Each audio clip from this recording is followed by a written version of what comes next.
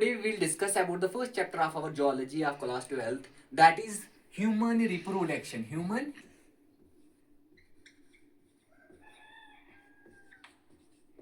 reproduction. As you already know what is reproduction, मैंने बार बार बोला जब हम sexual reproduction in flowering plant पढ़ रहे थे, वहां पे मैंने रिप्रोडक्शन पूरा एक्सप्लेन किया। लेकिन अब यहाँ पे ह्यूमन रिप्रोडक्शन की बात हो रही है। हमें पता है रिप्रोडक्शन दो तरह की होती है, सेक्सुअल और एसेक्सुअल रिप्रोडक्शन। लेकिन पहले पता होना चाहिए रिप्रोडक्शन क्या होता है। री मतलब होता है अगेन, क्या होता है? री मतलब होता है अगेन। प्रोडक्शन मतलब प्रोड्यूस करना, कुछ प्रोड्यूस करना। क्या प्रोड्यूस करना? बच्चे प्रोड्यूस करना। This is known as reproduction. क्या है? पेरेंट्स प्रोड्यूस करते हैं their child one, their child one, this is known as reproduction.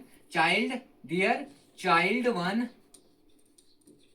इस होल प्रोसेस को क्या कहा जाता है? यहाँ चाइल्ड वन, यहाँ बोल सकते हो ऑफ स्प्रिंग। क्या बोल सकते हो? Of spring. साइंस की भाषा में ऑफ स्प्रिंग का इस्तेमाल किया जाता है। तो it is a reproduction process. Now हमें पता होना चाहिए ह्यूमन बीइंग अगर की बात करूं, ये सेक्सुअल रिप्रोडक्शन दिखाता है। क्या दिखाता है? फर्स्ट पॉइंट इसके बारे में, ह्यूमन बीइंग के बारे में, ये सेक्सुअल रिप्रोडक्शन दिखाता है। सेकंड कहानी जो मुझे है सुनानी, that is these are viviparous होते हैं। व्हाट इज विविपैरस बताता हूं उनको थोड़ा। विविपैरस ऑर्गेनिज्म होते हैं ह्यूमंस बीइंग। विविपैरस ऑर्गेनिज्म मतलब ऐसे ऑर्गेनिज्म जो क्या देते हैं? Birth one their child.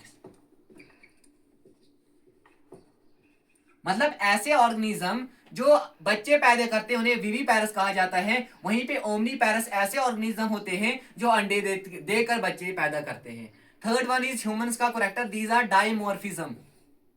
We show dimorphism. क्या होता है डाइमॉर्फिज्म? डाई मतलब दो, मॉर्फिज्म मतलब स्ट्रक्चर्स। मतलब यहाँ पे मेल एंड फीमेल होंगे, दो डिफरेंशिएटिव स्ट्रक्चर होंगे, मेल एंड फीमेल होंगे। क्या होंगे? डाइमॉर्फिक मतलब यहाँ पे मेल एंड फीमेल जो होंगे वो डिफरेंशिएट होंगे, एक ही में बसे नहीं होंगे, डिफरेंशिएट होंगे। और चौथा करेक्टर यहाँ पे तभी रिप्रोडक्शन शो होगा आफ्टर द प्यूबर्टी। क्या होगा? रिप्रोडक्शन शो होगा after the puberty. Reproduction show होगा आफ्टर प्यूबर्टी, आफ्टर प्यूबर्टी। अब प्यूबर्टी कब आती है? अगर एनसीईआरटी में बोले तो 13 से मतलब 13 या 12 और 13 के बीच में आती हैं। लेकिन अब जो है लड़कियों में मेच्योरिटी कम, मतलब कम एजेस में आ रही है। तो इसका कुछ मैं रीजन पता नहीं है वैसे, लेकिन कम एजेस में लड़कियों को मेच्योरिटी आने लगी है। Now these are the main reproductive character of the humans beings. Now we have to study about the, हमें रिप्रोडक्शन पढ़ने से पहले हमें उन ऑर्गन्स को पढ़ना पड़ेगा जो रिस्पॉन्सिबल है रिप्रोडक्शन के लिए।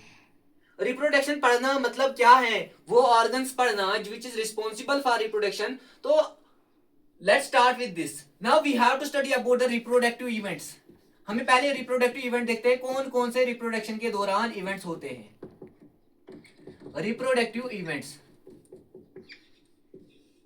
फर्स्ट में बात करूंगा, पहले गैमेटोजेनेसिस होगी। What is gametogenesis? देखते हैं gametogenesis.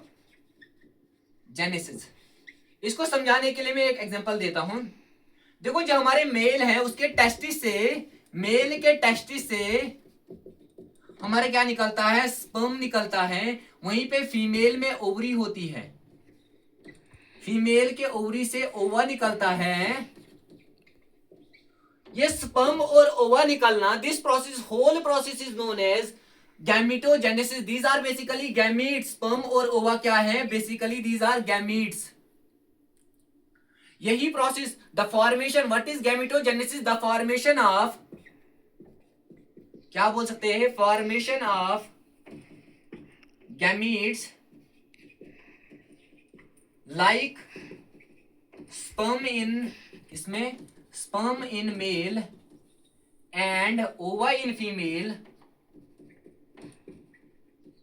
is called gametogenesis, called gametogenesis। देखो गैमेटोजेनेसिस तो हो गई, अब क्या होगी? अब देखो, अब गैमेटोजेनेसिस, स्पर्म तैयार है, अब ओवुलेशन होगी। क्या होगी? सॉरी, कॉपुलेशन होगी। क्या होगी? पहले कॉपुलेशन होगी, फिर क्या होगी, फिर जो है स्पर्म को इंटर किया जाएगा हमारे हमारे ओवरी के अंदर। कैसे होगा ये होल प्रोसेस पढ़ेंगे हम। This is the whole process, this is the basic introduction of our unit that is human reproduction. Now आगे हम अलग अलग टॉपिक को अलग अलग तरीके से पढ़ेंगे, तो ये बस इंट्रोडक्शन थी। So thanks.